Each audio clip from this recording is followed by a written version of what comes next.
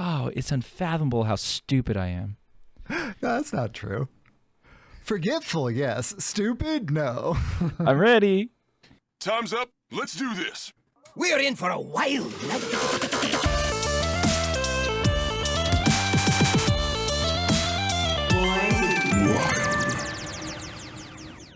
Welcome, everyone, to episode 238 of Born to be Wild, a wild Hearthstone podcast where we have fun, hang out with friends, talking about the wild format of Hearthstone, and spotlighting members of the wild community. I'm your host, Hydralisk. It's great to be back on this wonderful Friday evening here in beautiful British Columbia. I am joined by fellow hosts, ElectricSheepCity, Meowdy. Schmoopydady. Hello. And for the first time, we have our friend WolfieeeHawk. How are you? Still upright, sucking air. Life is good so far. Awesome. So we're glad to have you on the show. We're going to do a quick little housekeeping, and then we'll get into getting to know Wolfie better. So for those of you joining us for the first time, welcome aboard. We record this podcast live every Friday evening here at twitch.tv/borntobewildhs. And the video version of this podcast is posted to YouTube shortly thereafter. Audio versions are also distributed to all podcast apps. However you are watching, listening, or absorbing via osmosis this podcast today, thank you. Yes, you.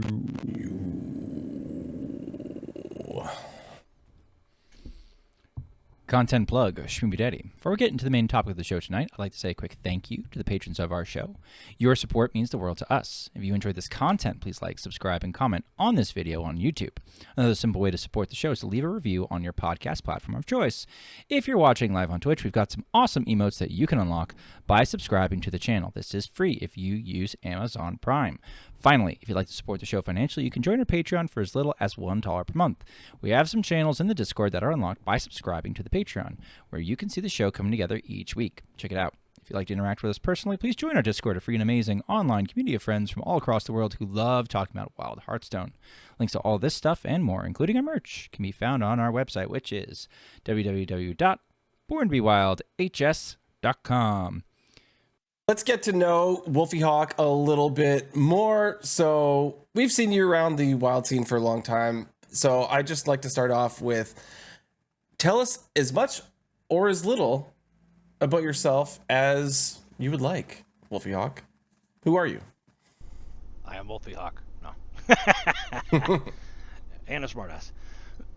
But nah, I'm Me too. yeah. But I'm hey, you've probably seen Dracana around too. She's my wife. Been together right at 10 years now. And she used to stream as well. We both took a little break for a while, started to get back into it possibly. But outside of streaming, we have our 3 kids here. I drive truck for a living, hence I'm actually in my semi-truck bunk now. Which is where I spend most of my time when I'm playing Hearthstone, because when I get home it's family time and make things out of the wood shop and blacksmith time. So I think that about sums it up. Other than if anyone's interested, I was I'm sure there's plenty of jokes that Schmoopydady will insert here, but I was an electronics technician on the submarines back in my younger days. So. Oh, nice. Nice. Well, that's cool. My granddad was a submariner, too. Yeah. Hell yeah.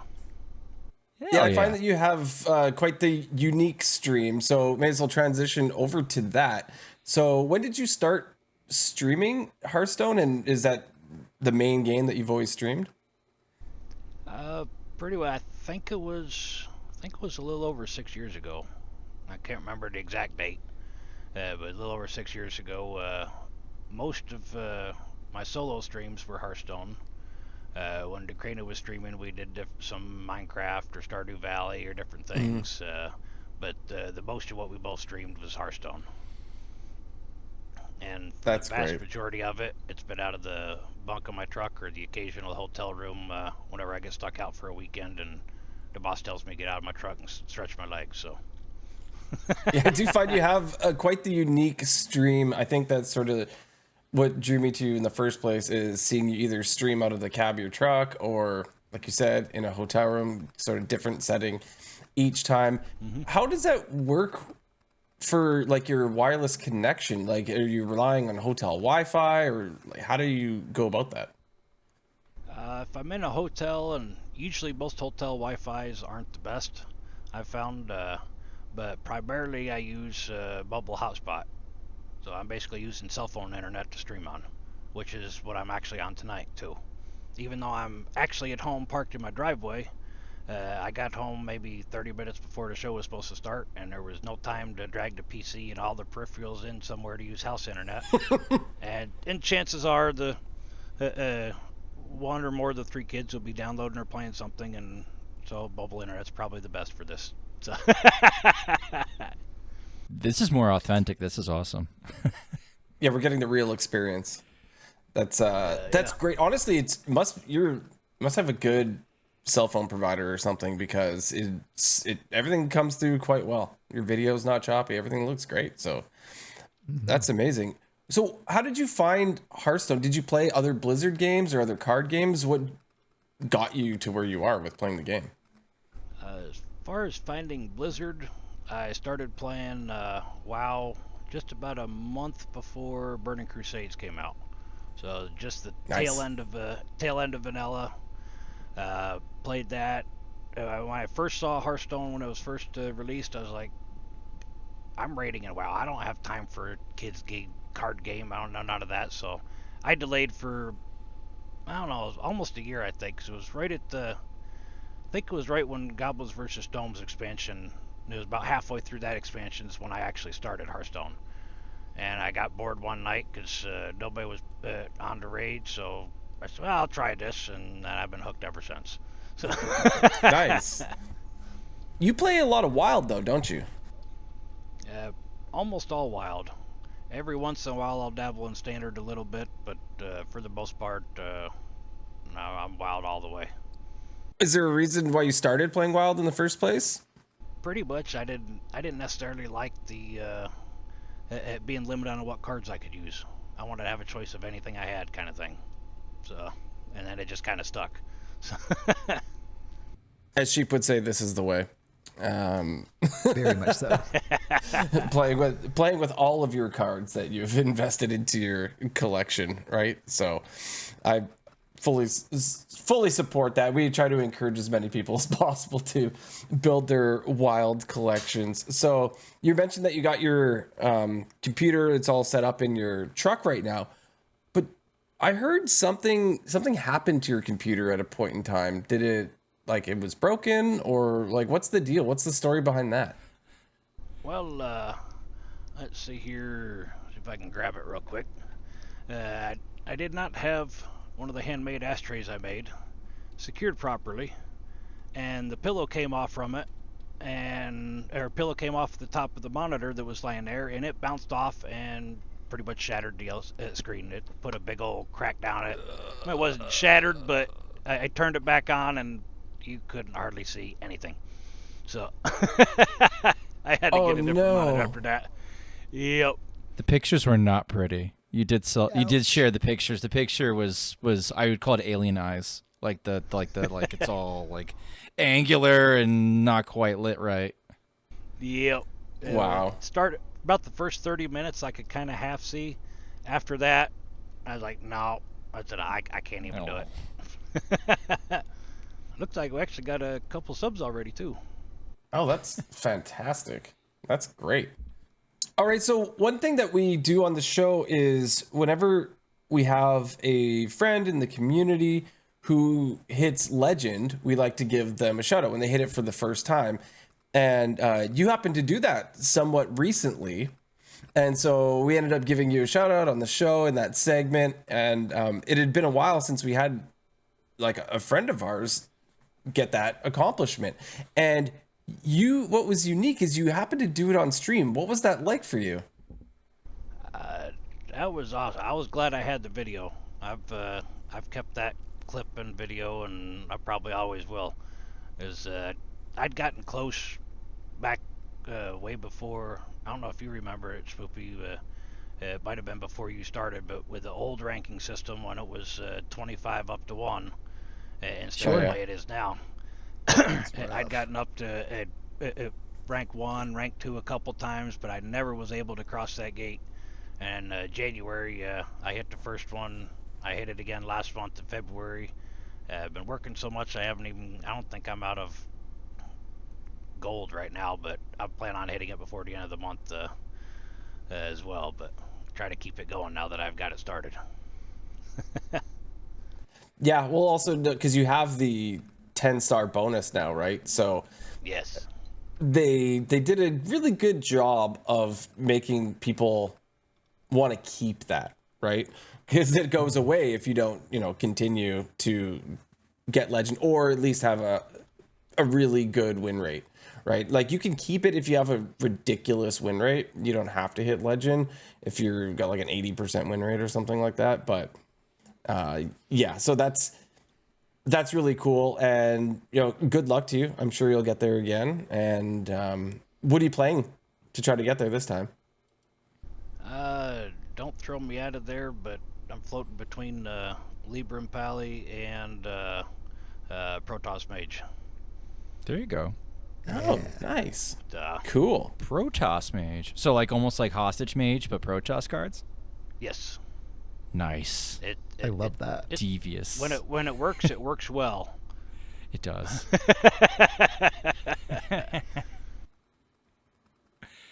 Can I just say that from having caught a couple of Wolfie streams recently, there's a lot of very similar streamers on Twitch, right? Like, you can log into Twitch and watch the Hearthstone category, and you'll see like Tryhard, who doesn't say a whole lot. It's just sort of staring at the screen, ignoring chat, but is like very high rank. So it's very, it's very tense environment.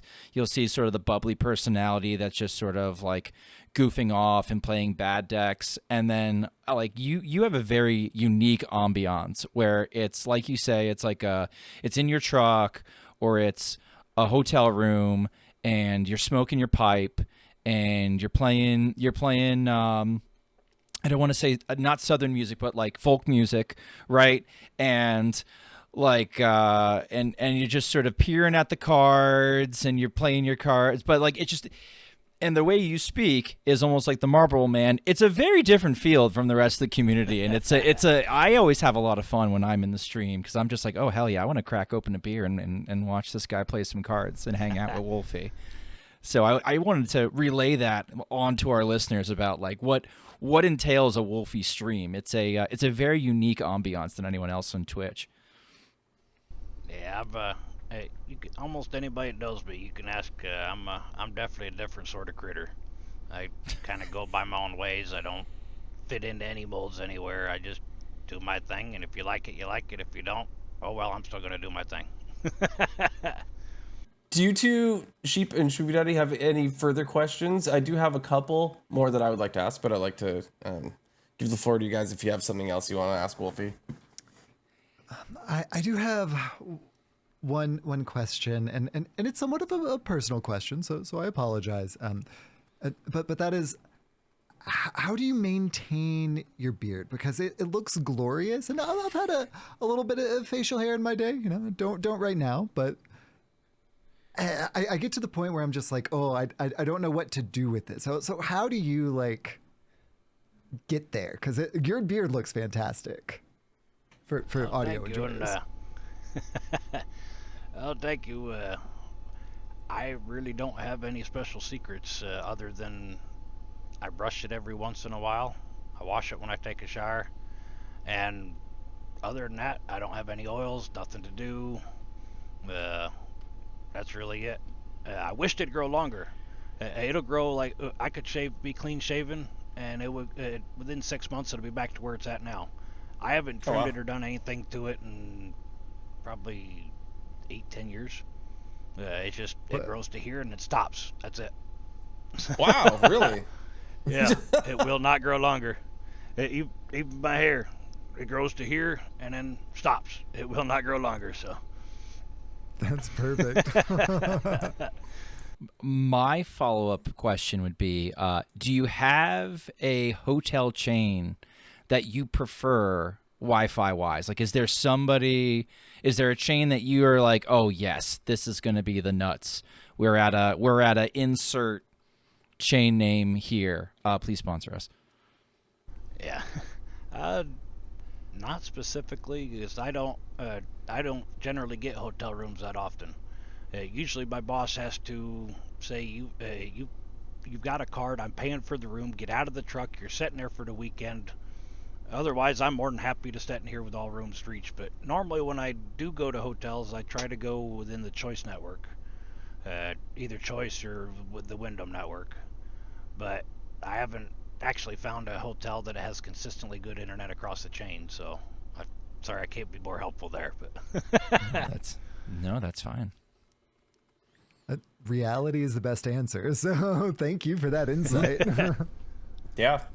Yeah. So, as tradition, we always want to know where everyone got their screen name from. So, WolfieeeHawk, how long have you had that name? Where did it come from? What's the origin there, the backstory? It came about. I can't even remember how many years ago. I think it was in WoW. But I like wolves. I like hawks. I got tattoos of both. WolfieeeHawk was taken, and of course, being a WoW player, I had to do my own tribute to Leroy, hence the 3 E's. So WolfieeeHawk is kind of where I went with that. Nice. I like that. That's cool. I always wondered what was with the 3 E's. Like, was a screen name taken? WolfieeeHawk was taken, but yeah. And then I started adding. I was like, okay, Leroy. Yep, we're gonna add a few E's and make it a Leroy reference. So. Okay, I hope you were eating awesome. chicken when you picked it out. At least we had chicken. Right. Okay, so before I get into my next question, I want to you talked about your wife before. She's done some streams herself. You guys have streamed together. That's really cool. She submitted a couple questions.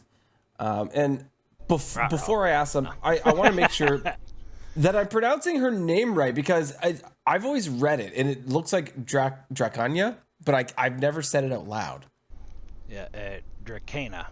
Dracana, yeah. Okay, just to do it proper justice. So Dracana has asked a 2-part question. The first question is, we'll start with you, Wolfie, but Sheep and Schmoopydady can sort of chime in on this one too. So the first part of the question is, for someone who hasn't played Wild in approximately 4 to 5 years, how much money would you say they would need to invest to catch up to everyone else in the Wild community? Really depends on which decks they want to play. If they haven't played it that long, you're going to get quite a bunch of catch-up packs that Blizzard gives out. So that's going to be a huge jump to getting up, and then from there, just really whatever you want to put in. You can start with that, disenchant others if you need to get the decks you want. I'd say see what your catch-up packs give you and decide what you want to play. And sometimes age-old decks still work. Like I still have, I don't know, from 4 or 5 years ago, I still have it saved in my list, and I use a deck that y'all probably remember from Burnt HS. He used to play it all the time. I think it was Aviana, Stargazer, Togwaggle. What was the other one? It was the whole. It was a whole combo thing that he played. He religiously played for months and months at a time. I still have that saved. Nice. I still have it. I still have an old Dr. Evil at Reno Shaman from years ago that I play. I saw you play that once in a while. Yep. Nice. Yeah, that's cool. What do you guys think, Sheep and Schmoopydady? Let's start with you, Sheep. Is there, if you had to put a dollar value, do you think you could put a dollar value on how much it would cost to be relevant if you haven't played in 5 years? Dollar value is kind of hard because I honestly, catch-up packs are the way to go. Like WolfieeeHawk was saying, nailed it right there. To see where you are at that point, because with the catch-up packs, you'll be getting about a year's worth of cards, a selection from the year's worth of cards rather. So you'll probably have all of the commons and rares, most of the epics, and a decent number of the legendaries. So you'll be getting like whichever like bundles that they offer you. I think that's like $10, $20. I don't know, but that'll like catch you up there. And at that point, like you might just be able to craft what you're missing in the interim, like with the excess commons and rares. So it may be as simple as that for what you want to play. And I think that it really is for what you want to play, because if you just want to have all the cards, like you're going to either be dumping a decent amount of time or money to like catch up in that aspect, right? But you don't need all of the cards. You just need to be able to play what you want to play. So if you get the catch-up packs, you'll be able to like have everything that you'd want from standard. If you've been playing standard, like, and it's just wild that you haven't been playing, like you're probably already there with those anyway. Awesome. And then it's just filling in the gaps for what you're missing in between. So $20, $30, and that should give you like a solid number of decks for what you actually want to play. That's probably what I'd say. What about you, Schmoopydady? I think if you're getting the catch-up packs, I don't think you need to craft anything, depending on what your goal is. Like if you want to craft card for card the newest Reno Shaman build, it might take a little time, but with catch-up packs and a singular goal in mind, you could probably get to that deck within, I'd say, inside of a month. Like grinding the reward track and grinding dailies and getting gold and cracking packs. Like I don't think you really need to spend a whole lot if you just want to play one deck. If you want to play all the decks, that's a different story. Like I recently on my own channel did a Survivor series right at the end of the mini set where we were figuring out what were good budget decks for Wild, and I set a bar of no more than 5,000 dust and no more than 2 crafted legendaries, and I think the deck that won was exactly 5,000 dust, and it was like a Bless Priest. And honestly, the legendaries were kind of like the cherry on the icing on the cake in the list. Like it was Amathul and Samuro, and both good cards, but not necessarily like when you're winning with Crab Rider on turn 3 with Orbital Halo. Like that's kind of a different vibe than Amathul on turn 7. It was more like the legendaries were there to win games you were otherwise not going to win. So I think it's actually really cheap to be competitive in Wild. In fact, I think like one of the more competitive decks you could do is Libram Paladin and just like run no legendaries. And the most popular list is like less than 2,000 dust on HS Guru. It's missing Libram of Divinity, which I think is a mistake. But like you get the idea. It's like if you want to win and be competitive, you could spend nothing. If you want to play a variety and you want to meme and you want to like have a varied experience, well, that's a little bit different. Like you might actually have to shell out. I didn't really spend money on the game until I said, well, I want to be like Raffle and play whatever I want to play. Like he was, because it was the pandemic and it was like, well, this is my hobby. This is what I want to do.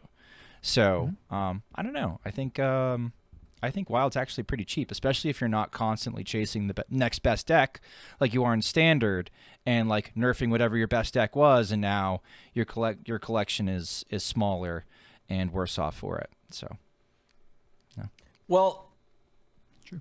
Your wife happens to be in chat, Wolfie, and she's mentioned that she loves variety and likes to collect things. So I don't know if sort of the free to play model is going to work here. She sort of seems to want to play everything.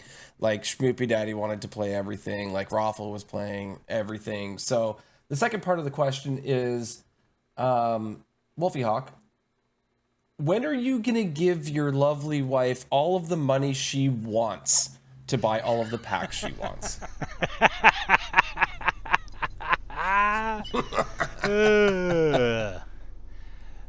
That is a trick question. 'Cause I'd have to figure out what I have to cut to do that and trade the priority list there. So.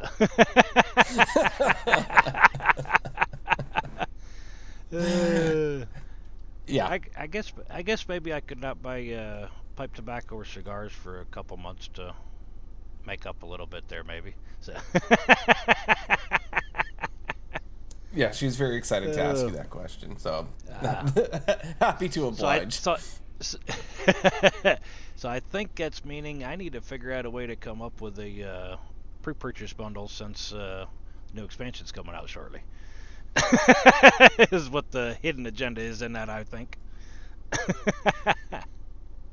Well, Hydra, how was your week? Me? Oh my gosh. What happened in my week? So I've been telling you guys that I was reading that Insomnia book, or listening to it anyway. Stephen King, of course. And I'm so close. You know how I have this thing where I always want to finish the book like before the episode? And Schmoopydady, you're like, it's okay. You don't have to finish it just before the episode to say that you finished it. Yeah, Sheep's always like, go, go, go, go, go, go, go. And I'm like... That's just for right. the number at the end of it. He can not have finished a book right before the podcast. The number at the end of it, that's the one that has to go up. Yeah, I just hate not having the number go up. But so I treat the show as sort of like a deadline weekly of making the number go up, because obviously I need to read a certain amount of books every year, and that's supposed to be growing. Anyway, I am so close to finishing. I mentioned it's an audiobook, and I am at like an hour left in the stinking audiobook. Like, I wanted to go for a walk today and like listen to it while I did that, but we had this stupid Amazon package that we were returning, and the driver was supposed to come to the house, and they say not to leave the package on your doorstep. You have to hand it to them. So I waited the whole day for this Amazon driver to come get the package, and they never showed up. And I was like, no, I could have finished my book. That's okay. I played a bunch of Hearthstone and Warcraft Rumble. So I was home all day. I was waiting for this person to show up. My wife, she had bought this kind of like work briefcase thing, and it showed up and it was terrible. So we were returning it, and then, so bit of a waste of a day, but that's okay. And then I'll finish that. I can finish it tomorrow, and then move on to the next thing. You, Sheep, I mentioned this before, have to read this because it does have a Dark Tower tie-in. Excellent. Yeah, it's kind of an important one, which is really interesting. So, yeah, you can get to it eventually. Other than that, so this one is interesting. So I mentioned on the last episode that I had finally killed Ragnaros with Blister Guy, right? Like that was the thing. It was taking forever in Warcraft Rumble to kill Rag in the siege. And this time I did it without Blister Guy. Whoa. He was like working or something, and I was just doing practice runs. So I beat the first 6 bosses by myself. Well, not by myself, with random people you like team up with online, right? There's zero communication, you can't talk to them, so that's difficult. But then I was getting reps in trying to verse Rag before Blister Guy was available, like when he's done work or whatever the situation was, and then ended up accidentally winning, which was really cool. So Blister Guy says, Schmoopydady, you can you could feel nice and safe now knowing that he wasn't carrying me the whole time and that I was able to do it on my own, and I'm a big boy. That's a message from Ray. You're a big boy now. Yeah, all by myself. Soloing it. That is super impressive, like, in general. It's gotta be Congrats. cathartic. Yeah. It was pretty cool to actually do it without his help, because he's really good at the game, and then you're playing with these random people that, like, they made it there. Like, you can't verse Ragnaros if you didn't beat the first 6 bosses, right? So, like, they got there somehow. But for some reason, not everybody's on the same page with what the strategy is, and you can't talk to them, and it makes it quite difficult. But, hey, it worked out. So that's really cool. And I'm super excited to be able to, know that I could stand on my own 2 feet, Didn't have to rely on Papa Blister Don't have guy. Ray dragging you along, kicking and screaming. God, this noob again. I know Blister Guy has already like come into Discord and been like, no, it was never a frustration thing. I was always like very supportive of Hydra, and I was right, like, but like that doesn't fit my narrative. Okay, that doesn't fit like my very entertaining narrative that like Blister Guy is just like beside himself while Hydra just sort of self-sabotages left and right trying to beat Ragnaros. I guess we'll try tomorrow. Like, I don't know. That's what I want to believe. Whether that's actually how it went down or not, that's what I want to believe. Yeah, It's especially funny because if you actually know Blister Guy whatsoever, like that's not how he would be at all. No, I know. he's like the nicest person. Yeah. I don't know how someone is so nice, but he is basically the nicest person that exists that I know of. I'm a fan. As well. Other than that, I will talk about it a little more later, but I played a lot of the Tavern Brawl, which is a blast. If there's anyone out there who has not played the new Tavern Brawl, hop in there while you can. It's really fun. I'm really enjoying that, and I'll probably play as many more games of it as possible before it's over. But enough about me. Let's ask Wolfie, how was your week? It was long, but made it back home, so it's good. I lost count how many machines I moved this week, but I do all multi-axle oversized loads, construction equipment, dozers, off dump trucks, cranes. 2 of them alone today. Pretty much from mid-Georgia to South Georgia and then back up north and then all the way around. So I think I had right about 500 miles and 2 loads in today between when I started and when I got home tonight. Man. So it was a long day, but I'm back home, so I ain't gotta go back till Monday. Nice. Take a nice, good weekend off. Do you normally have the weekends off, or do you have to work throughout the weekend often? Usually I get most weekends at home. Every once in a while I'll be stuck out over a weekend. But for the most part, I get home I'm gone all week and I'm home over the weekend. So sometimes it might be 10 o'clock on a Saturday night and I'm leaving back out at 3 o'clock on a Monday morning, but I at least get home. Oh, that's good. For a period of time anyway, so.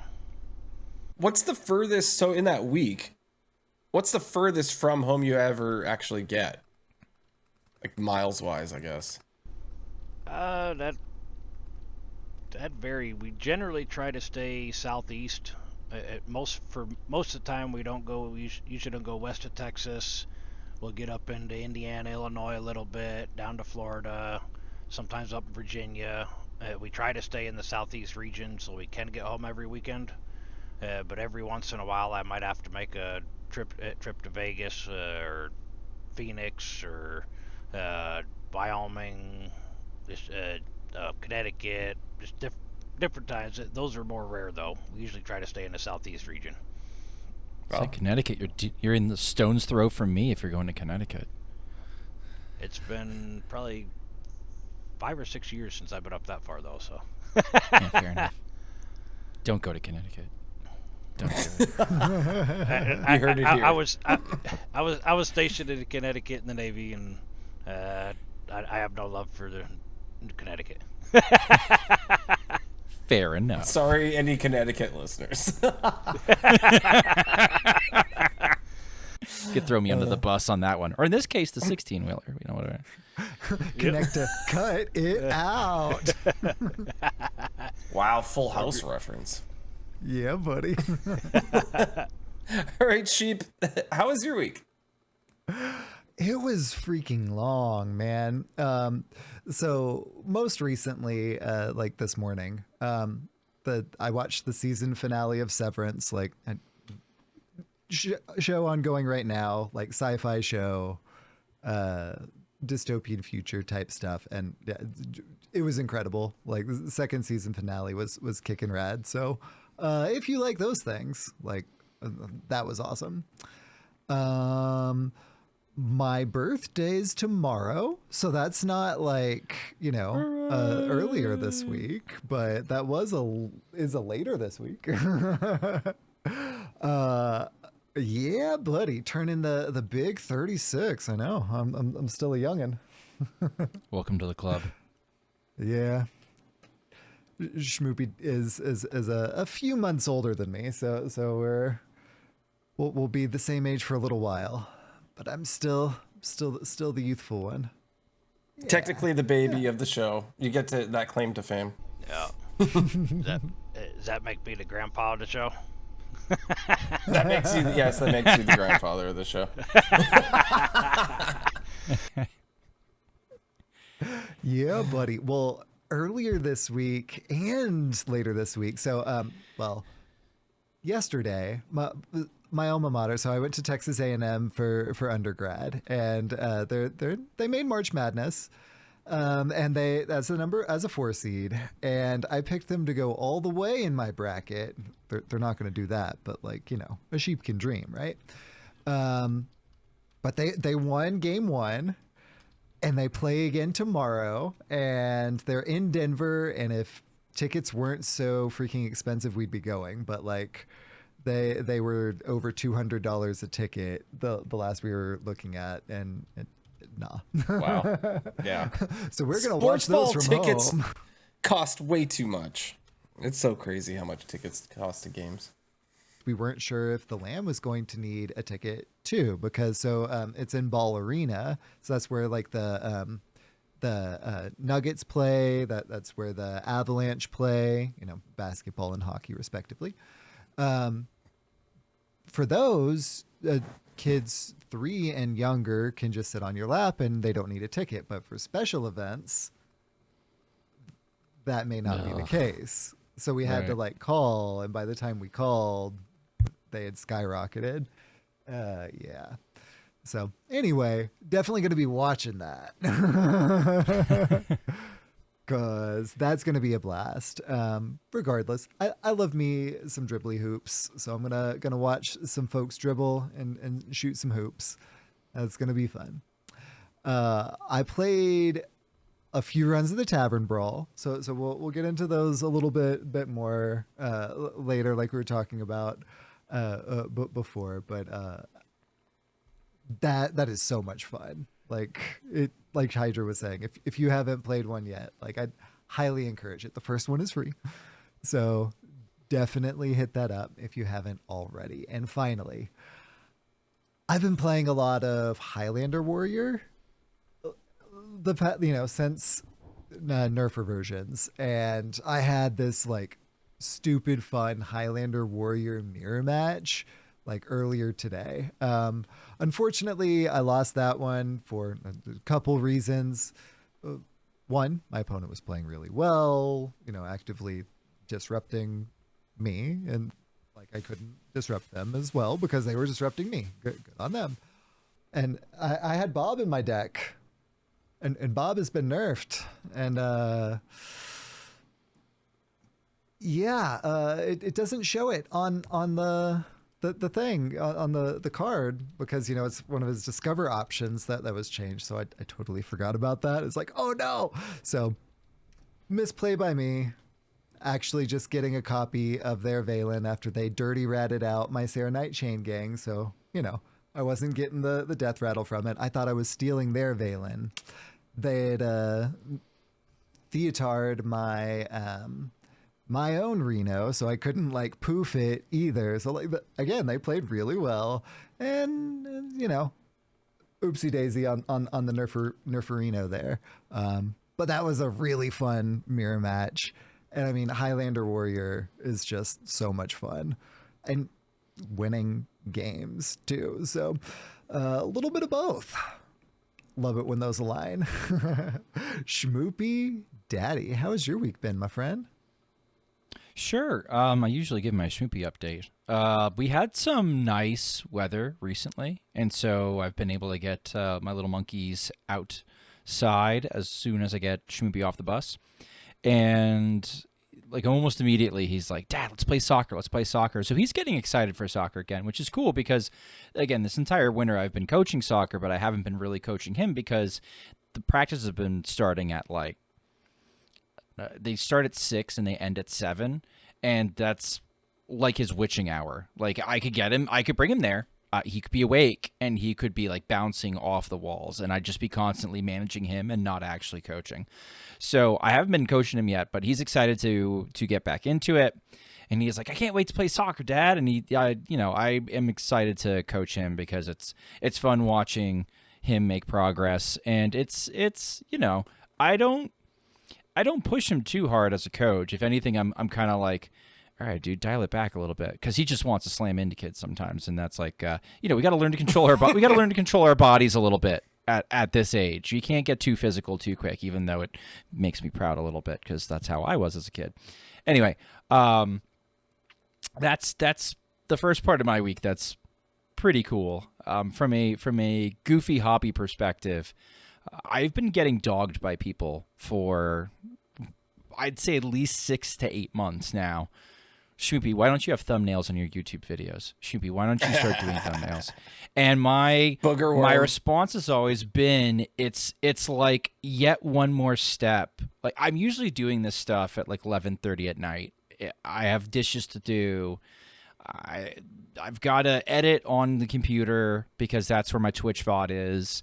And then I upload it to YouTube, and it's like one more step, like one more mental load. And I understand that making thumbnails through something like GIMP is like really easy, but it's just I don't want to have to take the 5 minutes to do it on the computer. It just sucks. And I didn't want to do it, but then I had a stroke of brilliance when people were bothering me one more time in a server. They were just like, "Well, I mean, like this can't be that long." And Marston sent a great video of him literally doing it in like 2.5 minutes. Because again, Booger Worm has said, "Dude, I could doodle on like a piece of paper and slap that on there, and that would be better than what you've got now, right?" He made a thumbnail like while he was queuing a game. He made a thumbnail for you, like as an example. He did. It took him he did once, and he's like, "There," and like you're a little grumpy sometimes, and I took exception to that. But you know what? That's fine. He did say that. That's fine. He said I get a little grumpy. One. Yeah, I guess I am. I didn't think I was, but you know what? We are calling you Grumpy Daddy these days. Flip you guys. All right. Anyway, he's. I don't know why you said we. I've been engaging with, but I haven't called him that yet. So maybe it's just me. So I was hit by. I haven't disagreed, but I haven't called him. I was hit by a bit of inspiration. I was like, I wonder if I could do this on my phone. And so I started YouTube searching like do thumbnails on your phone. And lo and behold, like one of the ads actually worked. There was an ad that was like, do YouTube thumbnails from your phone. And I went to the app, and the app is fantastic. And I have started to do thumbnails, and it's wonderful. And they're something different. As Jordan MG, our good friend of the show, has said, I'm not the most polished content or neat content. So they can look a little sloppy, or they can look a little thrown together, and I'm like leaning way into that, and I am so leveraging my one class of principles of design I took freshman year in college. I'm not going to say how long ago it was because it's depressing, but I'm totally leaning, almost 20 years. Oh my God. But I'm totally leaning into that. And it's been a lot of fun. Outside of that, Brawl has been fun. We can talk about Brawl later. I was given a meta deck by one NHL fan, and now I know the nuts. And the nuts is very good. And last but not least, I completed the event. I completed the little Raptor event that we had. And I didn't play a single game of Well, I shouldn't say that. I did play some Standard, but I didn't complete a single weekly quest. I did it without doing the weekly quest. You just do your dailies and plug along, play some games, and you can get there. You don't have to play Standard.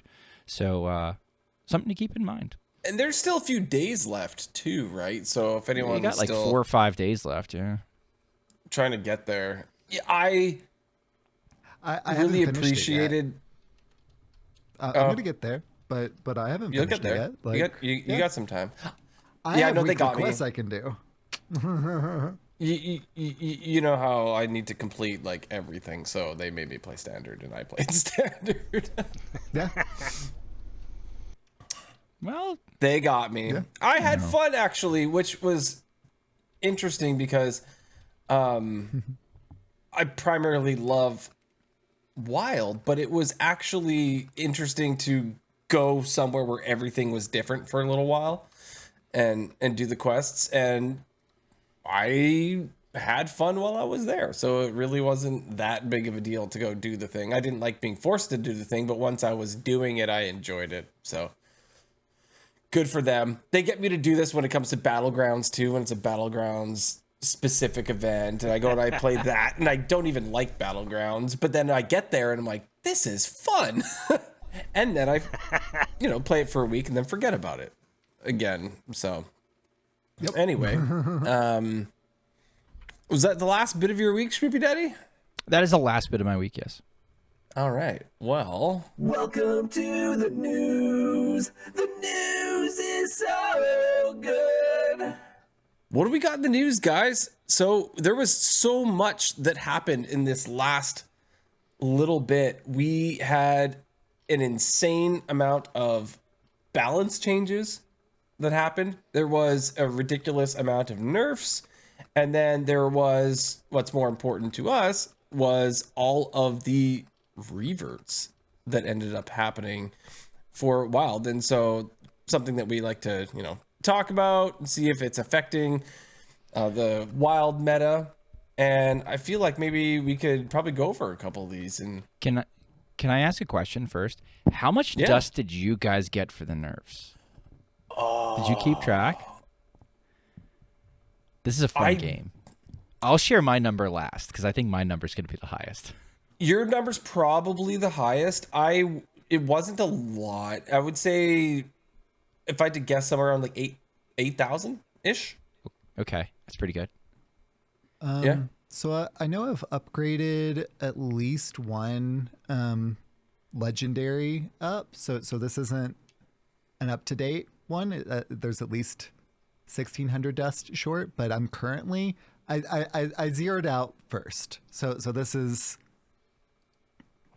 where I'm gonna be, right? So I'm at 25,480. So I had at least 1,600 more than that I got from it. But Okay, pretty good. I didn't keep track outside of that. Wolfie, how much do you think you got? I honestly have no idea. I haven't even been on. I was on Hearthstone a little bit last night, but I haven't got to play much at all this week. So Well, don't forget to I'm not. get in there and type in refund and see how much dust you get back, because they nerfed so many things, it was crazy. And if you 100%. Yep. are the type of person that doesn't disenchant cards until nerfs, then you should have a decent amount coming in. I would say my number would be higher if, like, there was some cards that I had like signatures of that I could have disenchanted those instead of the regular versions, and I chose not to because signatures and goldens are cool. Oh yeah, I kept a playable amount of signatures or goldens of all of them.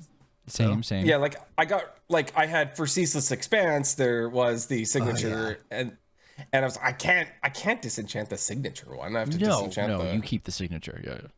the regular one, so it could have got double. But okay, Schmoopydady. What's your number?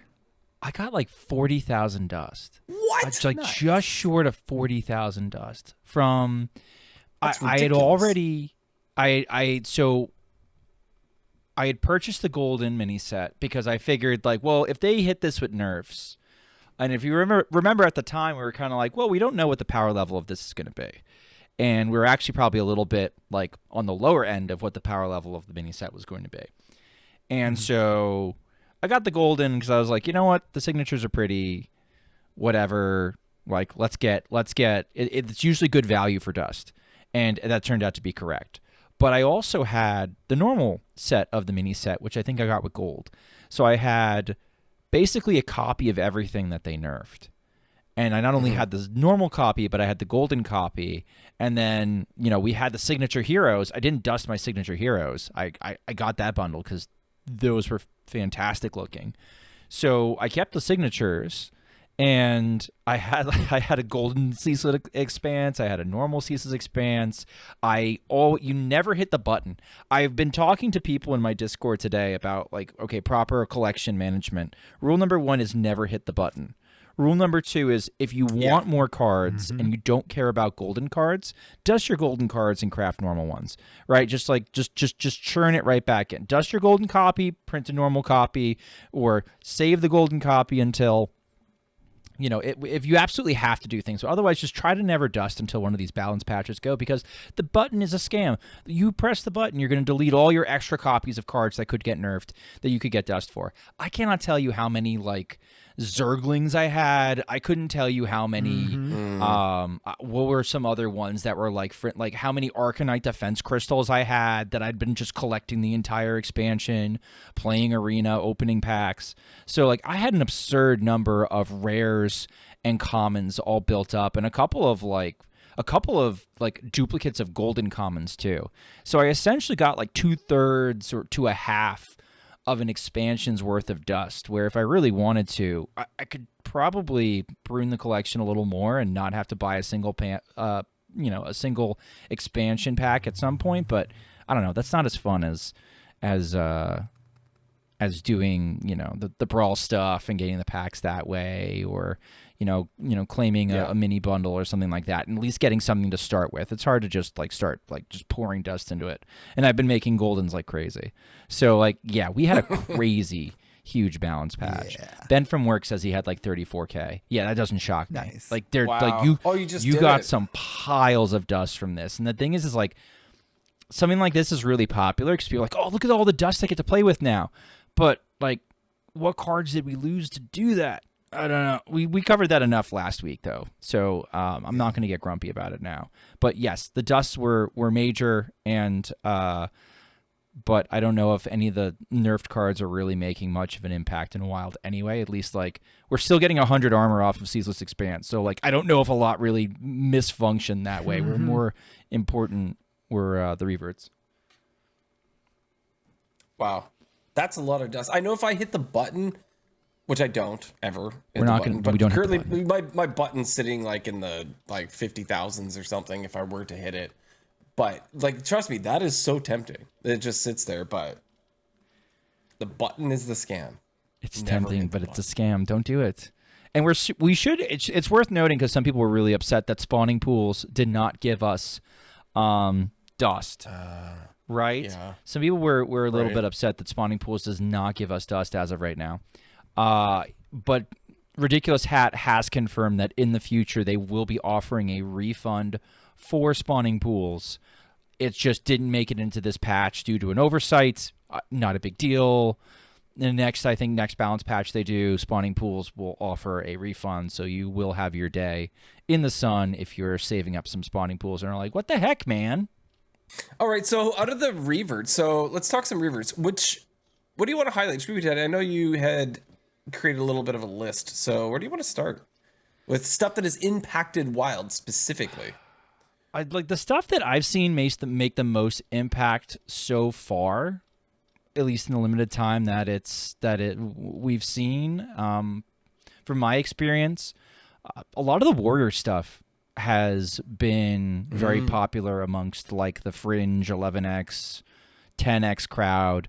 Odin going back to 8 means we see a lot more even warrior.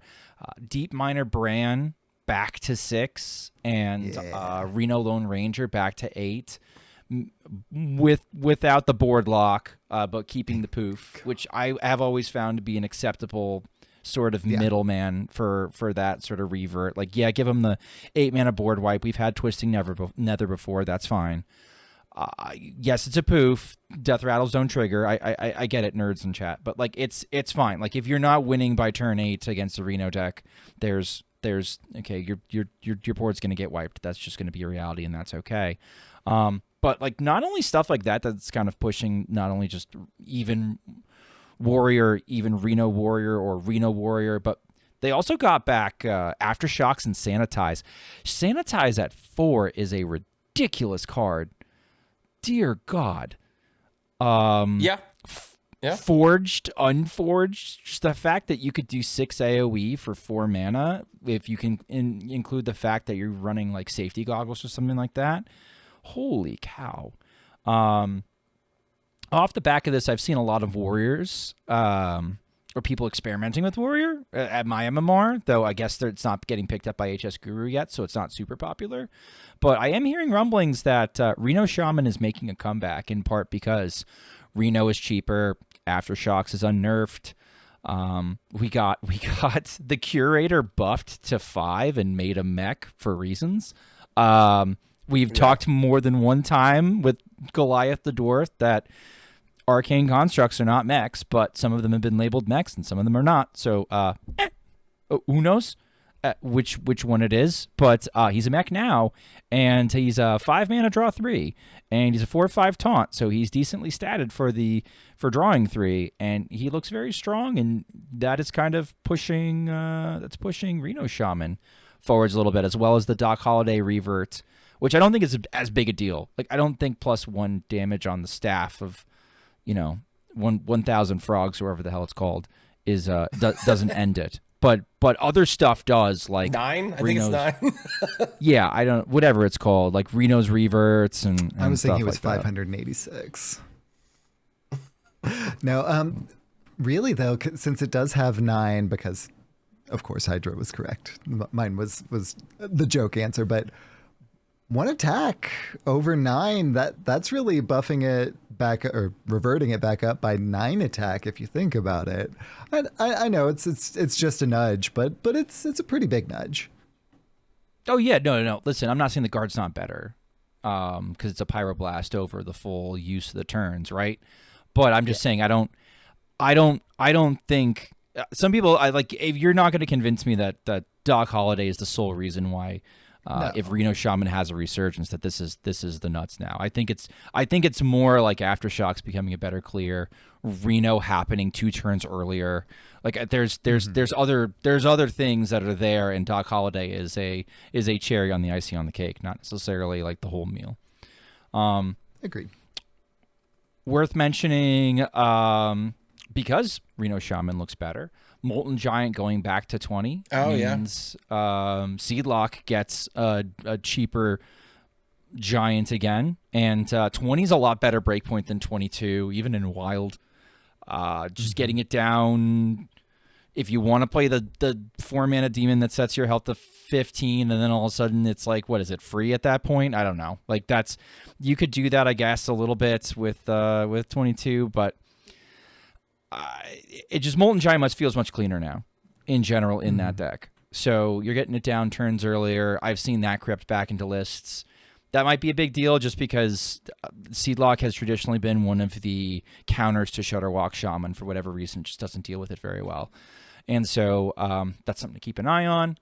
I was kind of shocked about this one revert. I was super scared that Showdown and Prismatic Beam was going to turn Libram Paladin into like a tier 1 meta tyrant, and early stats do not look good. It is not particularly looking great in Wild. I don't know if it's necessarily like we've seen Shadow Priest drop off a little bit. I personally, from my own visual experience, would say that Shadow Priest would be getting kept down by more warrior experimentation.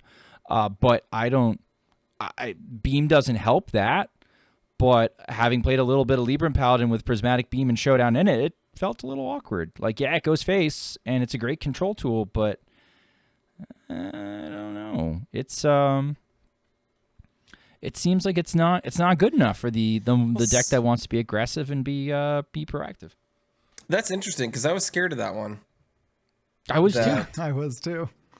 That it was going to be kind of. I know Wolfie likes it because Wolfie's a Libram Paladin player. He's allowed to like it. He's allowed to try it in his deck now that it's reverted. Absolutely. But yeah, play with it now. Or have you? Have you already played Libram Paladin with this revert in it yet? That I have not. I need to try that. Well, you may as well, right? It goes face. Mm-hmm. It does go face now. Yep. It does go face. And it does like combo nicely with Showdown. So like I think something like Holy Wrath Paladin probably got better because you just auto include those two cards in your list. Neither are holy. So you're not worried about them getting in the way of your spell tutors that are for holy. But yeah, you know, that's something that hasn't quite played out like we expected. And something that I think is this is the last one. This is the most copy one.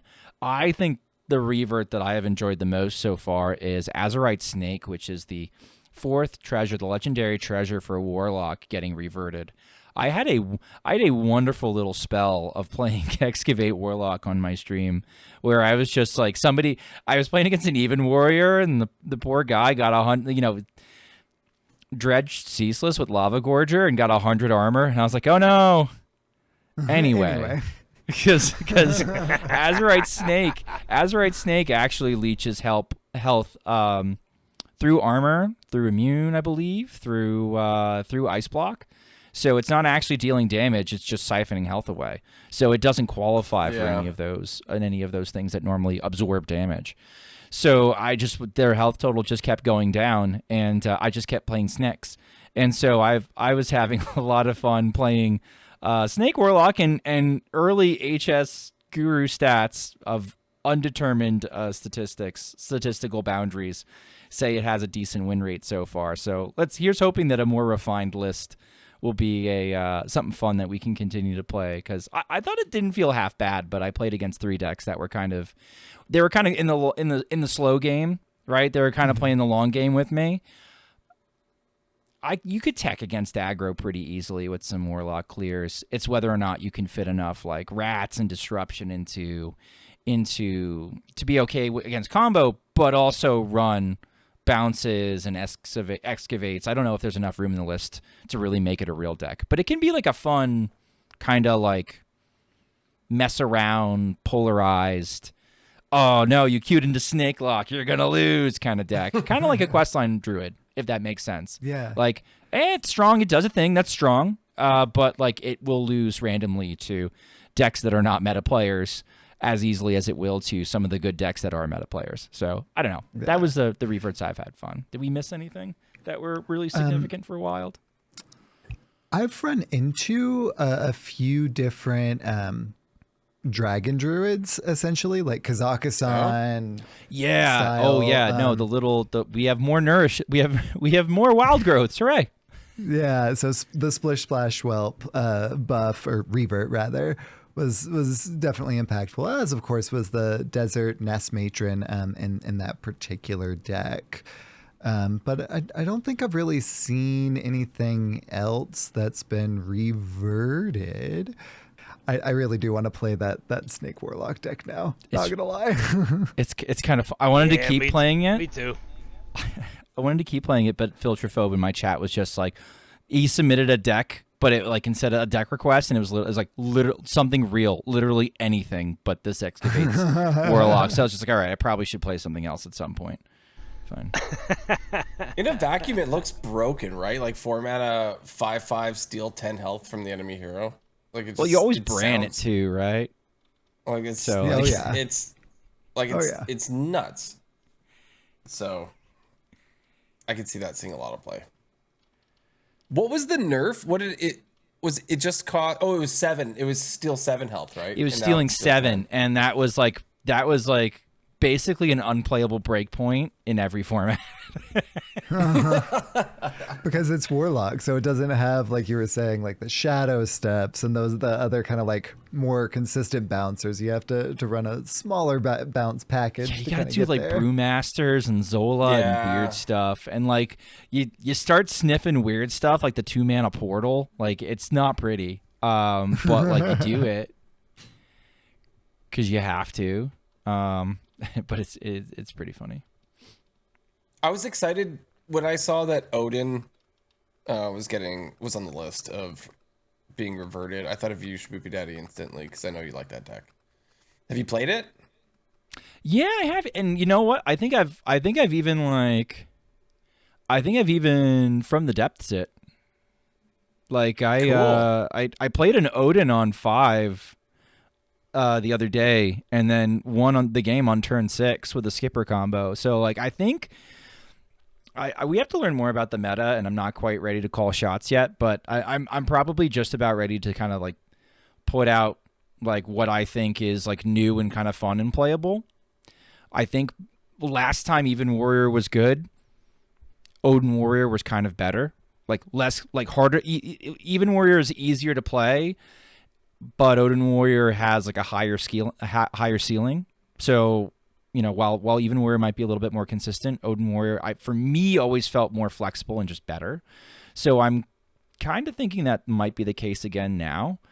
So, you know, I really like playing Odin Warrior, and I'm really good at playing Odin Warrior. So I'm going to play some more Odin Warrior and kind of cook up a list and see where it gets me, because it felt okay. Nice. I mean, you don't want to see Hostage Mage and stuff, right? Like, there's definitely some stuff at the top of the meta that, like, nah, this is not a ton of fun.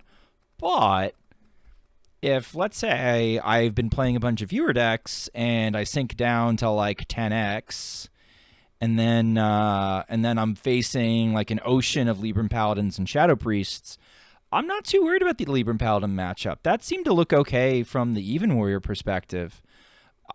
Sanitize goes a long way. Shield Shatter is still relevant. I can run Barov. Even Warrior kind of can't. You can ETC it, but like it's a little bit messy. So like I'm kind of like cautiously optimistic I found my off-meta day 1 deck. Like there is some good stuff like Symphony of Sins, Movement of Pride now tutors the highest cost minions, so you can Sargeras people on 6 again, as our god Bedbrode intended. You know, some people want to play the sludge stuff. Force of Wills is a good card. You know, Nature Shaman got some stuff back, but Oracle is Foracle, so it's not working out very well for Nature Shaman right now. Like, you know, we got some fun toys back sort of on the periphery, but I think mostly the core Warrior stuff is really what's been making the rounds in Wild from my perspective so far. I know for a while we were running Thirsty Drifter in Shadow Priest with the Revert. I doubt it makes the cut again, but I wonder if people I don't start think it sniffing makes that the at cut some in point. 40, but you could build 30 to play it again, and it makes 30 a little bit more competitive, I think. Because that's something that 30's been sort of missing, is that sort of minion to sort of bridge the gap and sustain. I wouldn't play it in 40. I don't think we run enough 1-drops in 40 to make it anywhere near worthwhile. But Right. it intrigues me because we're still doing a lot of pirate stuff in 30, right? Like it's still mostly 1-drop pirates, and you can tech in Miracle Salesman, and you could do some other like decent 1-drops that would be okay. So Lenny in chat says, Freaking out. She's absolutely freaking out. You basically see all her standard trauma just pushed into Twitch chat. that Reno should delete starships and locations. No, we're leaving him Never. as is. He's You know, real I really wouldn't fine. mind it, like still just poofing the whole board. Like I'd be okay with that, but I'm not grumpy would that not. he's not. I would not be okay with that. It already is one of the most infuriating. When they nerfed it to, not like, you know, you can only play like one minion after or whatever. Like that was like the most annoying. It was so part of it for stupid. me. That was the worst part. That was the worst part because you were getting you got your board wiped. Okay, I'm the beatdown. My board is wiped. But then it was like, You can't. I can't rebuild afterwards, and it was so frustrating. Yeah. And guess what? But I have you still hate considered the that it's card. high noon?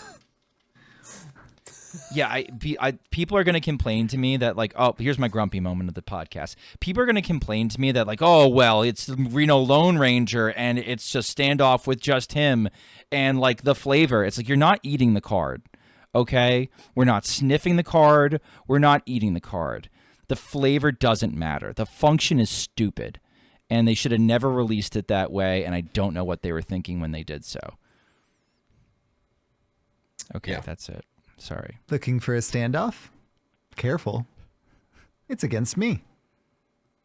And I'm poofed. Oh, there it goes. All right. So we did a cool thing last week. We got to be invited to and join the theory crafting, which was absolutely amazing. Thank you, Papa Blizzard. We always do love to join those events, and there were some really fun decks that we got to play.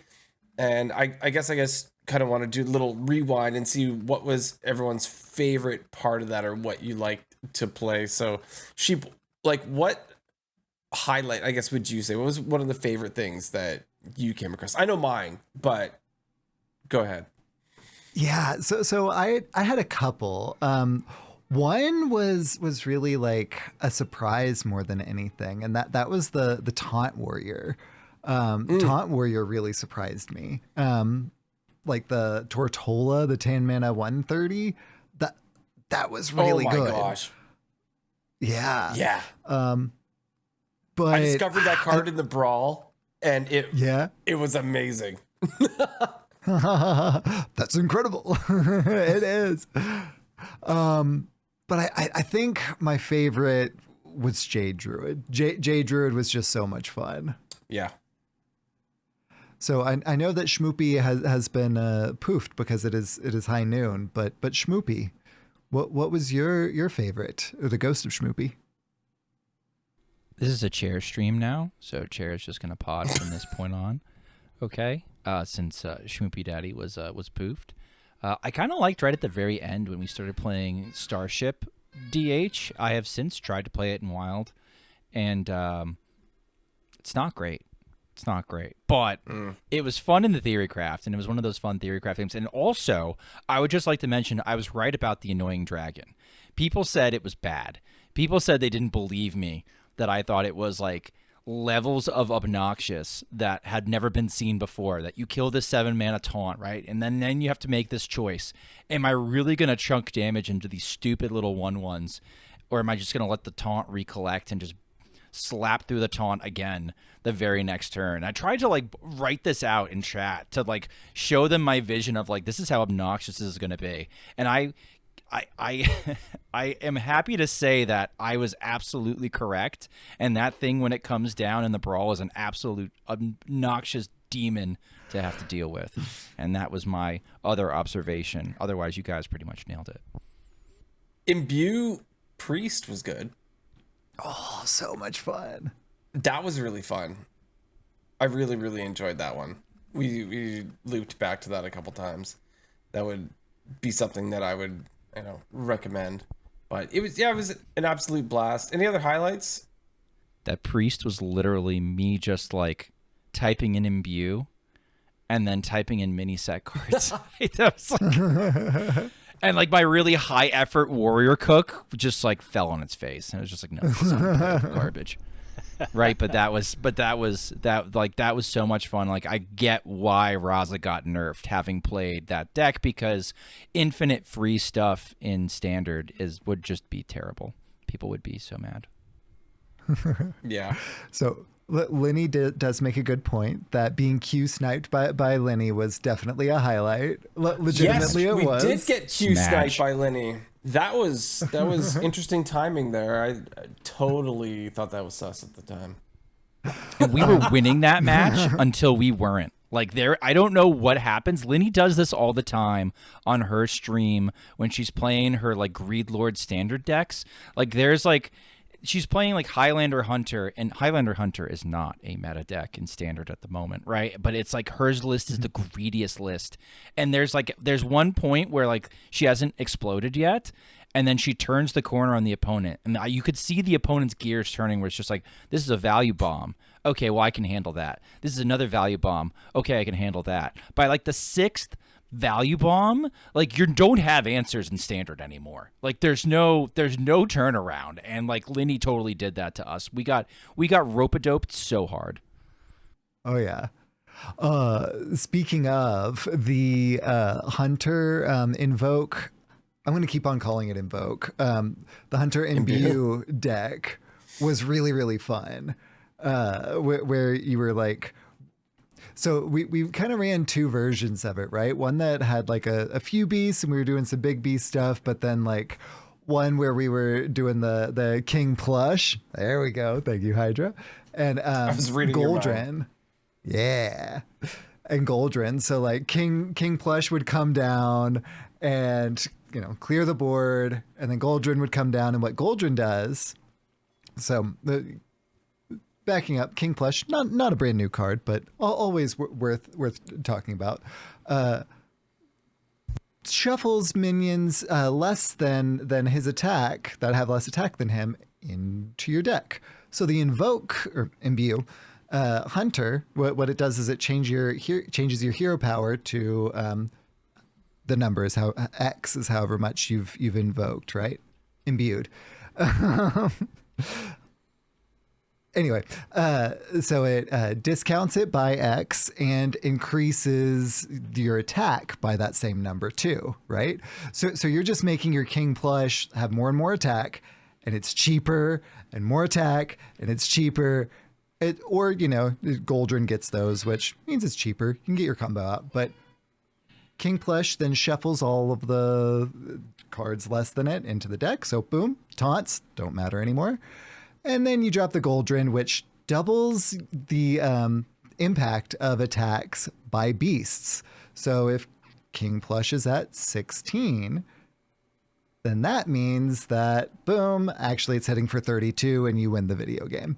So it's that fun, like just general Hunter and general Imbue like stuff where you're just kind of tempoing stuff and upgrading your hero power and doing those like Hunter things. And then I can just like OTK if I need to, or, you know, just general King Plush to end the game. That was a really good deck too. There was one match where it was so funny because we were off by 2 for lethal. And I think someone in chat said, hey, if you had the regular hero power, you could have won this game. Which was pretty hilarious because it was true. Yeah. Too funny. Speaking of the Imbue Hunter, that's the only one I've got to try out so far in Tavern Brawl. Nice. Oh, cool. Nice. Has it been fun for you too? Fun with that one.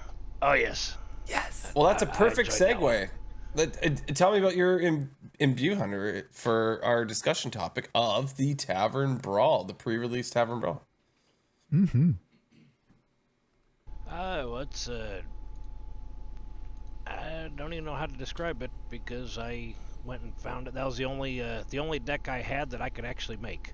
So. Yeah, it's hard, right? Has anyone tried to craft a card yet? I've embarrassingly attempted to craft. Did you? That's hilarious. Oh, no. Like one of the new cards for the Brawl. I'm like, wait, I can't. But I need to. Oh, I need to open packs. So you obviously pre-ordered at least one of the bundles, then, yeah, Wolfie? No, actually, I haven't. Oh, you're going this free to play. I mean, you can hop in and not have the new cards, and you can like totally play old cards and then earn the new cards like through the Brawl. Mm-hmm. That's basically what I've been trying to do. Nice. I want to get the bundles, I just haven't been yet. So now, from the sounds of things, I need to figure out how to get 2 bundles. So one for me, one for Dracana. Well, and if you have your Twitch and your BattleNet linked up, if you're watching something in the Hearthstone channel or on the Hearthstone category, for the next few days, there are community days going on right now too. So you'll be able to get some new packs that you'll then be able to incorporate into the new cards into your Brawl decks. So heads up there too. Yep. That's where I got my packs to start with. Yeah. Good man. So did you finish your run with Hunter, or are you in the middle of it still? I played a couple different runs. Oh, nice. I don't play, very rarely play Arena. So I had like 30 something tickets saved up. Yeah. So Oh, nice. Yes. Me Get too. in there. I saved them for events such like this. I only had 4 because I had exhausted mine primarily with Arena. Arena is still really fun, still a big fan, but over the course of the past few months, also gained a few from like the rewards track and stuff like that. So I like gained a few back. I've already done my 3 from those, and I'm not sure if I'm gonna spend any gold. Not because I'm not having fun. I'm having a blast on it, but I'm like you, Hydra. I'm kind of trying to save my gold a little bit. So that said, I did one that was what did I start off with? So the fun one, the one that I got 6 wins with was the Jade Druid because I packed Hummel and So yeah. lucky. I did wish. see that they like release like where you can get each like signature whenever those come out on Hearthstone. Friend of the show, Emic, posted that thing. And Hamul is in fact a signature, and it says buy when available in the shop. So unfortunately, I'll probably end up picking that little buddy up with some creds, but some rune stones. But by and large, won't be doing that for most. Hamul's gonna get that treatment though. That deck is so much fun. It's a cool card. Huh? It's just a cool card. Like cool it's card. way cool. I didn't realize you started the game with the like typical wild player issue where like reading the card explains the card, but holes in my brain mean I don't read so good. You just give me a flashback to the live stream where multiple people in chat were like, "Oh, Schmoopydady reads card stream or doesn't know how to read card stream or something." It was so Yeah. funny. Yeah. Yeah. So, It was so fun. They're new cards, people. We make Yeah, mistakes. They're rude. They were I very make rude. mistakes Very with old correct, cards. But So Hamul Rune Totem is a 5 mana 5/6. That's not important. It's basically a Gen or a Baku, right? So at start of the game, if each spell in your deck is nature, imbue your hero power. Repeat this every 2 spells you cast. So like That's crazy. the only things you can put in there, kind of like Shadow Priest, you can only put shadows in. This one can only put natures in, but then you get that hero power change. It's immediate, and it, of course, the most impactful part is you don't only have to play the minions and stuff to imbue every 2 spells you play, and those are whether they're nature or not. There are a number of nature spells that discover spells in general. Those don't have to be nature. It's just every 2 spells. The coin is a spell. So deck restriction, but then the payoff is just spell. So you can just like turbo it if you're like picking cheap stuff that actually does stuff and generates more things, whether they're nature or not. And it just changes the way you play the game in a really fun board-centric way, because your hero power, what the imbue does, the first time you imbue, it's always 2 mana, but generate I can't remember exactly what they call it, but a jade golem, essentially. Yeah. Plant golem is what it's called. The Oh, first what do one, we call them? after you Like imbue the a first time, is a 1/1. booger And golems? then it scales. Yeah, they look like I thought boogers. They we called do. them golems. Yeah. They really do.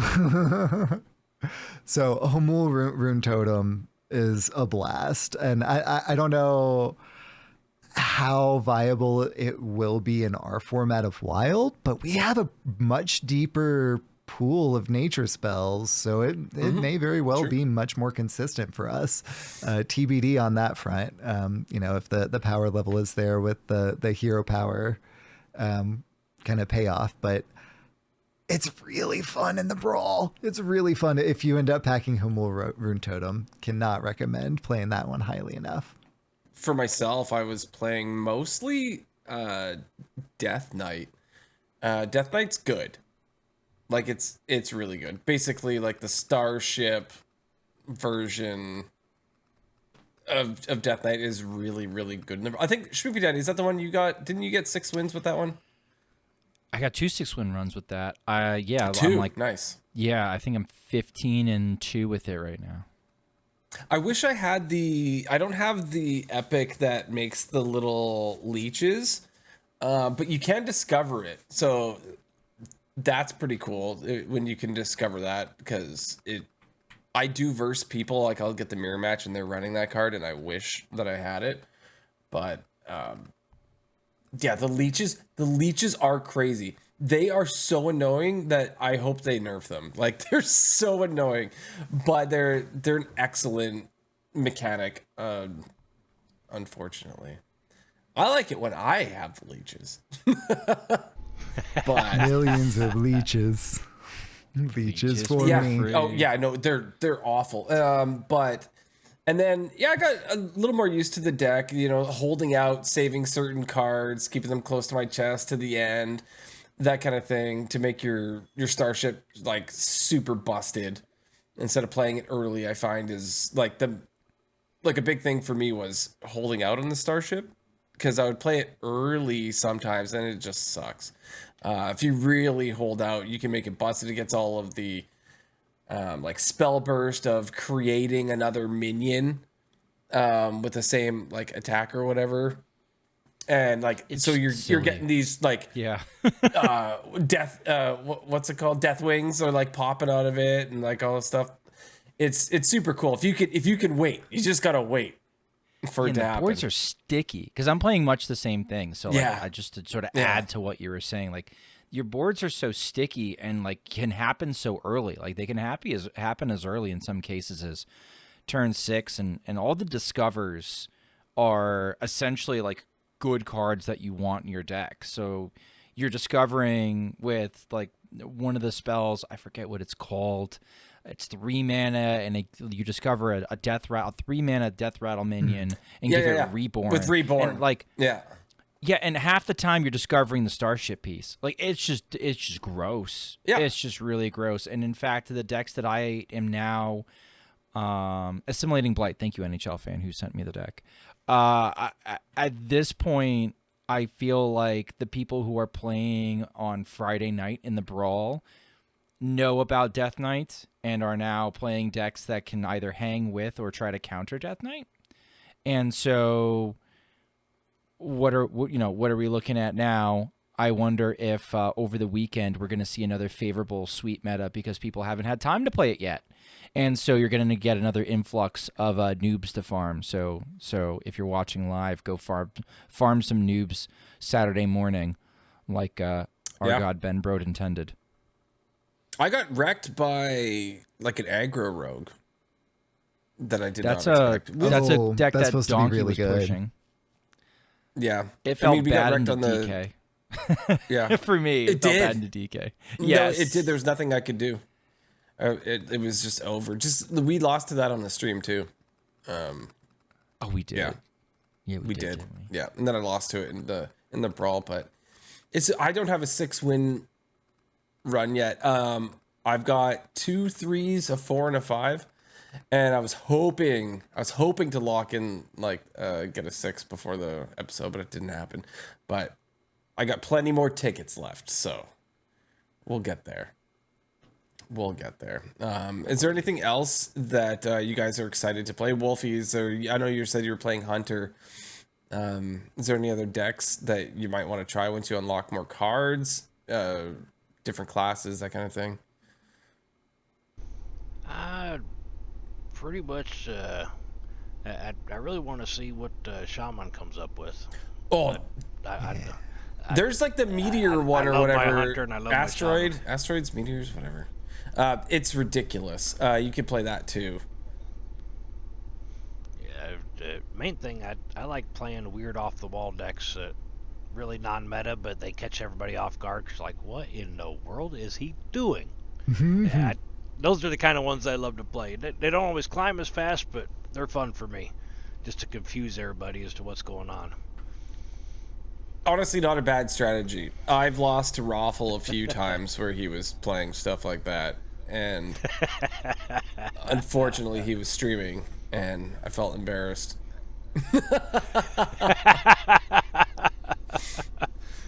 I don't know, like, and then I was trying to figure out too, like, is my MMR so bad that I keep getting queued into Raffle, who's playing like joke decks, right? Like, is that why that's happening? Because he's losing all the time because he's playing these meme decks, and then I'm queuing into him multiple times. Like, what does that say about me? Like I'm trying. I kid a little bit. So, yeah, Sheep.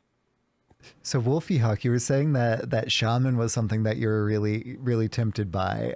So the imbue like payoff for Shaman is Blessing of the Wind. Transform a friendly minion into a random one that costs 1 more. Are you a fan of evolve mechanics? Because if so, I think that could be a fun deck, like with Mogu Flesh in Wild, like after the Brawl, obviously, but like with Mogu Flesh Shaper, stuff like that. I want to cook something up for you whenever that comes out. I definitely want to try and play it. I just like playing things that not everybody else is playing. So, I know that's kind of oxymoron, seeing as I hit Legend with Libram Pally, but I was determined. I was like, all right, I want to hit, and then I go play the rest of my stuff. So. Well, the Protoss Mage makes up for that. Well, it's funny because you had mentioned that you were playing Dr. Evil's Shaman list recently, and she's very much the same, right? She likes to hit Legend with something that nobody else is playing. She doesn't care if it's a top meta deck. She just puts the cards that she likes in a deck and hits Legend with it, which is really cool and definitely respectable. Maybe I should do that one day. Hit Legend with something weird. Yeah, one of my favorite cards in that deck, I think it's the Darkness. It's the one where it shuffles 3 candles. Draw there in 2020. Yeah, nice. That's one of my favorite cards in there, and it's almost guaranteed that once I play that and hit end turn, there's usually several seconds before they play anything. Like, what? Where is this going? You see the little what is red that outline card? that means they're hovering over it. Yeah. I discovered the Darkness in a game the other day, and I was like, I had a couple of, obviously there's like 3 options, but I was like, you know what? I'm picking the Darkness. This could make the game interesting. I might not win, but like, Hydra looked at it and went, Hydra, you looked at it and went, hello, darkness, my old friend. Yeah. Well, I thought at the time, I thought, what would Schmoopy do? And he would have picked the Darkness. So that's what went through my brain at the time is let's play the dumb card that might lose me the game. But if I win. So I forget the players tag, but when we still had a lot of really active Chinese players on the server, there's this one guy who was like a Dead Man's Hand main. I forget. He's like one of the Chinese mega streamers, and every once in a while I'd queue into him. And one time I queued into him when he was playing Reno Paladin before Reno Paladin had this crazy Holy Wrath, end it all win condition. And before it was even started being widely circulated as like, hey, this is how you beat Miracle Rogue, which is how Reno Paladin came into existence really into us as a real deck recently. So he was like kind of on like an off meta deck, right? And then he dropped. I was playing some sort of Reno Priest or something against him on stream. I think it might have been Reno Warrior, and then he dropped the Darkness on me, and that immediately turned off all of my Reno cards because it was that time. They hadn't like switched them back yet, and so like I'm like, oh no. And so I just see it in slow motion. Like I imagine his thousands of Twitch viewers are just like, chanting as he just slowly takes me apart with the Darkness. No, I did not draw all the candles. I died before that happened, but that was kind of the point. Yeah. Anything that you guys have seen other than the decks we've already talked about in Tavern Brawl that really sort of catches your eye? That you've either tried or want to try? One of the other ones that I played was a crewmate Demon Hunter. Oh yeah, and it was all right. Like I went 5-3, and at least one of the losses was kind of a throw. My boss is cool with me playing at work as long as whenever he comes in, like he's a priority. So absolutely.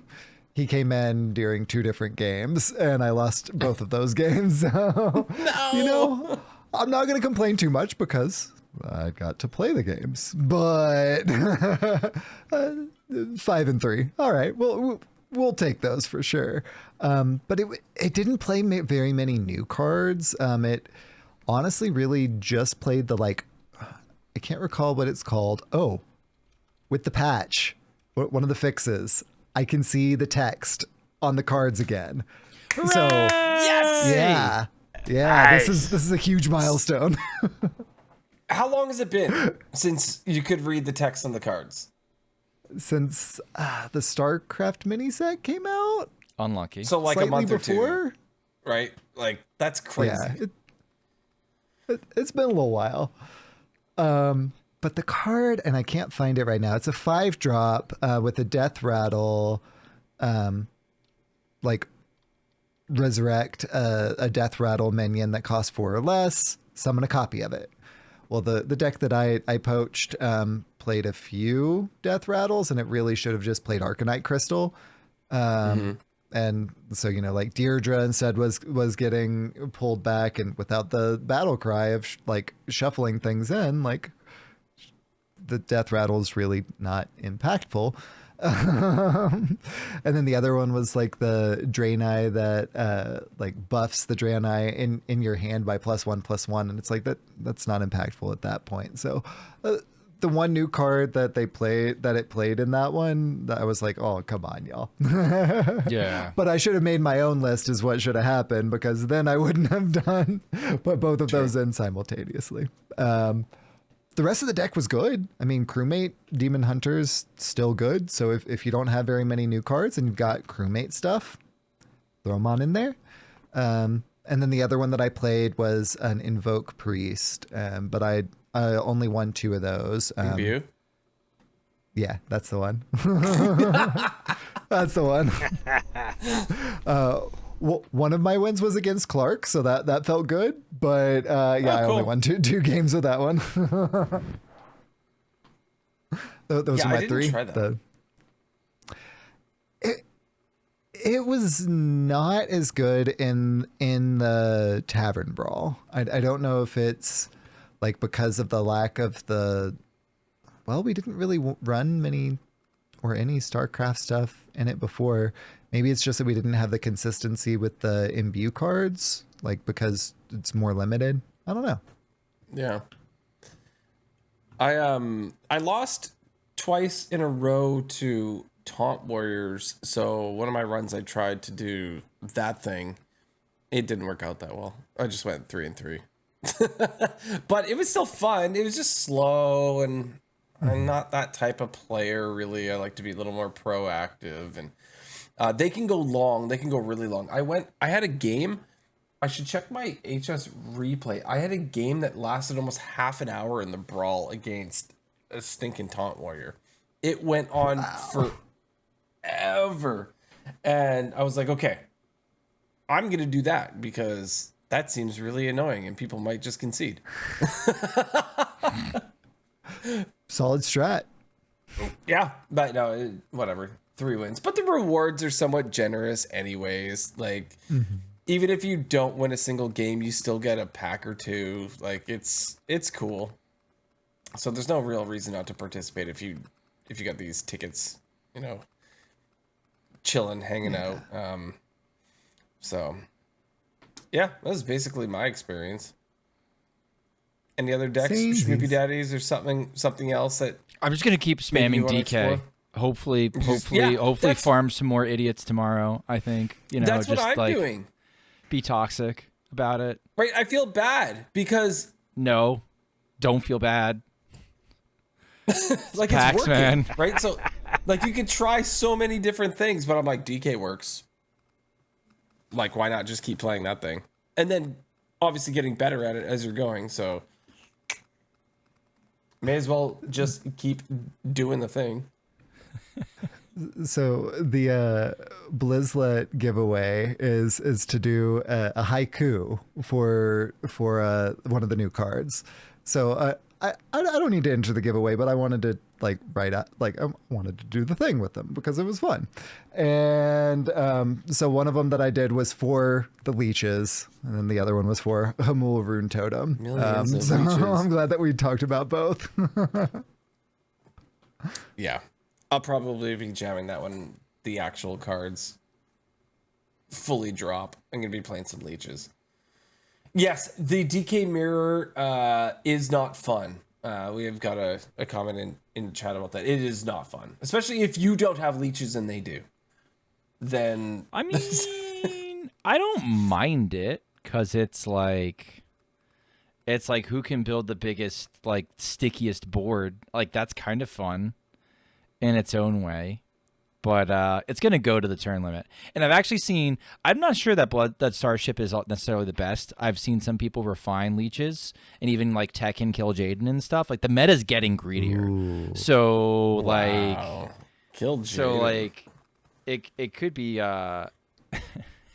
could get worse. So what I'm hearing by you saying the meta is getting greedier is play aggro rogue. Just get them before they can do their thing, right? Like, it doesn't quite work that way, just because DK has so much life gain and taunt and like grossness, and they're leeching you, so like they're kind of getting rid of stuff, but also they're healing up, and so it's kind of rough for the aggro rogue. But Donkey was on a tear with it, so maybe I don't know what I'm talking about, which is probably more likely. Have you tried the weapon in it? Did you open the weapon, the 2/2 that gains like 1 attack or 1 durability, depending on if you played like a blood rune or an unholy rune? I did not play that in my list because it looked very situational as a start. It is. I put it in. I cut one of those, the 3/3 Discover card, whatever that. Don't cut those. I cut one of them. For the weapon. Those are so good. Those are like just, the best well, card. just to see how it went. But it's okay. Put it back. Put it back, please. Oh, should I put it back? Put it back, please. Okay. Maybe that's why I didn't get 6 wins. Maybe that's why I didn't get 6. Could be a contributing factor. Could be. But I listened to Vicious Syndicate. They told me to. So I just... Well, they also were the ones who told me to put that Death Rattle card in my Demon Hunter deck, and they were wrong there too. So they nailed it on the Mech Warrior last time, so I can't talk too much smack about it. No, they've got some good decks. Whenever you put out that many, like, they're not all going to be winners. It's okay. Though I will say, since I had the weapon, I discovered Henge Clan Thug multiple times. And having a weapon with multiple swings with Henge Clan Thug was amazing. That's extremely situational, okay. But when you ended up having like an 8/8 Henge Clan Thug, it's pretty cool. It's not bad. Very situational. That would probably be good instead of the Henge Clan Thug, that is. Instead of the new card in that Demon Hunter deck, actually. It's a neutral. It's in the pool. Just saying. All right. Well, if anyone doesn't have any other further thoughts, I think Schmoopydady has a question he'd like to ask WolfieeeHawk. Indeed.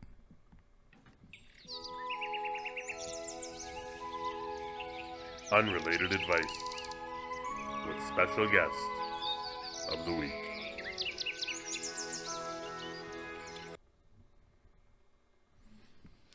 Wolfie. Yes.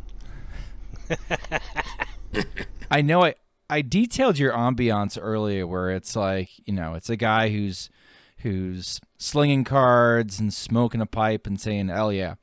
But then, you happen to mention that you actually carve pipes, and you had carved your own pipe, I believe, that day on stream. What I want to know is, for Unrelated Advice, is what are your like best insider tips on like little tips or tricks or things that you have found out about carving wood? Because that's not something I would typically be asking advice on this show.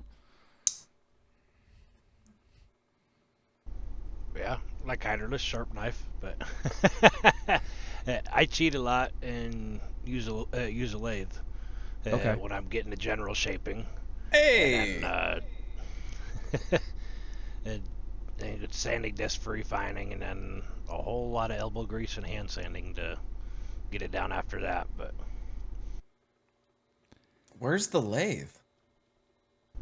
that's in the shop. If I could figure out how to fit it in the truck, I'd be making pipe swells in here too. But...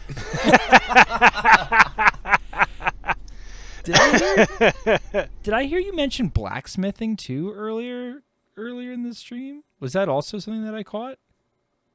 Yes. What do you blacksmith? Whatever I feel like I need. I've actually made the most recent things I've made is like a twisted pipe tamper for packing the tobacco in your pipe. I think, let me grab, I got one of them here. I don't know how it'll show up on here, but that's oh yeah, look at that. That's that. And then, but probably the next thing that I'll be making there is I'm sure I'm gonna catch a little hell for it taking this long, but I have promised Rakena blacksmith rose, so that'll be one of the next things that I'll be making when I get the forge fired up. So Hear that, Rakena? He said it publicly. It's on record. Yeah, The rose is coming. I'm waiting for the comment. It's only taken him 5 years to get started on it, but better late than never, right? Accurate. And sometimes. But and every rose does have its thorns. So if she wasn't, having the personality that she did, you wouldn't love her as much. Am I right? Exactly. Sometimes I think she's the rose and I'm the thorn, but Beauty and the Beast is what we say, right? Wiser words have never been spoken, and you heard that on More to be wild.